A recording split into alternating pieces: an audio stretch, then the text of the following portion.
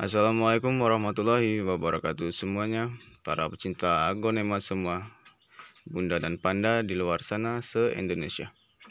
Jadi di video kali ini saya ingin berbagi faktor penyebab daun agonema itu menguning, apakah berbahaya atau tidak.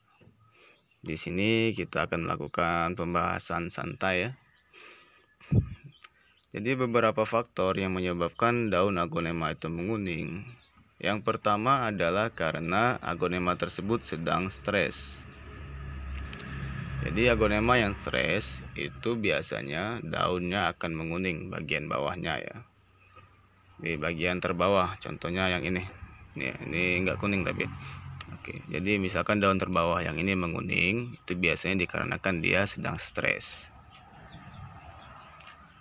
Kemudian faktor kedua, daun agonema itu menguning adalah dari kurangnya nutrisi media tanam.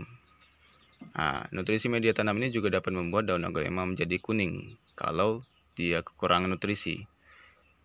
Jadi ketika agonema mengeluarkan daun barunya seperti ini ya, daun barunya ini, dan dia kurang nutrisi, maka secara otomatis dia akan mengorbankan daun terbawahnya. Itu secara otomatis ya, karena dia kekurangan gizi.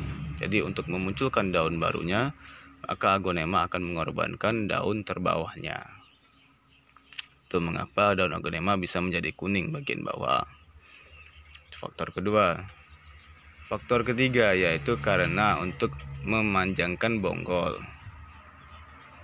Ini terjadi biasanya kalau bonggolnya habis kita potong bonggol, kemudian ketika dia menambahkan daun baru atau ketika daun baru muncul, biasanya daun bawahnya akan menguning ya, tuh. Atau lama-kelamaan daun bawahnya akan menguning. Tujuannya agar bonggolnya memanjang, karena bonggolnya sudah kita potong gitu kan. Jadi kalau daun bawahnya itu menguning, kemudian lepas dari batangnya, maka bonggolnya akan memanjang. Itu adalah sifat alamiah dari tanaman ya. Tujuannya agar dia bisa beranak kayak gitu ya. Itu sifat alami mereka. Kalau faktor-faktor di atas itu masih faktor yang lumayan tidak berbahaya. Nah, namun ada juga faktor yang berbahayanya. Apa itu? Jika daun tersebut menguning namun tidak di bagian bawah. Contohnya, anggap saja daun bagian tengah sini itu menguning ya. Itu untuk bagian tengah. Nih, bukan terbawahnya. Itu menguning. Itu tandanya bahaya. Kenapa? Karena jika daun bukan bagian bawah, misal daun tengah atau daun atas yang menguning, maka tandanya dia sakit. Lihat, jika kuning yang di bagian pinggiran sini yang menguning, kuning kecoklatan, itu tandanya dia kepanasan, hangus kepanasan. Maka harus dipindahkan ke tempat yang lebih teduh. Tapi jika kuningnya itu tidak kecoklatan pinggirnya, hanya kuning saja secara merata daun bagian tengahnya atau bagian atasnya, maka harus dibongkar media tanamnya, cek akarnya. Kemungkinan akarnya kena jamur ya, kemungkinan besar itu ya, dia kena jamur, maka harus dibongkar, ganti media tanam, siram dengan fungisida campur vitamin B1. Kemudian daun yang kuning tersebut harus kita potong ya, agar tidak menyebar kemana-mana. Kemudian jika yang terakhir ini lebih bahaya lagi, jika dia kuning kemudian disertai dengan lendir kayak gitu atau lembek ya, berlendir, maka itu tandanya dia kena bakteri, lebih bahaya lagi.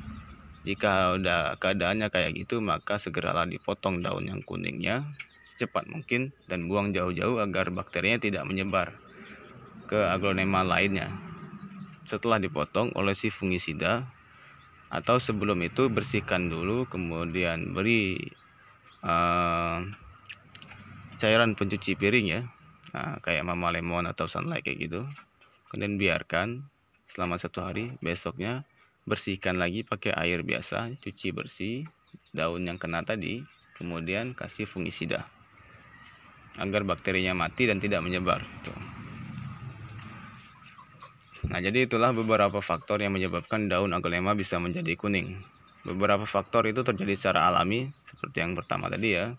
seperti dia memanjangkan bonggol, terus kemudian dia kurang nutrisi dan lainnya. Tapi beberapa juga itu bisa berbahaya. Jadi kenali faktor penyebab mengapa daun aglonema Bapak Ibu semua bisa menguning, agar tidak terlambat dan tidak salah dalam penanganannya gitu.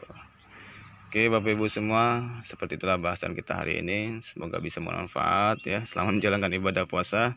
Jangan lupa like dan komentarnya, dan semoga kita kuat sampai beduk maghrib nanti. Dan bye bye.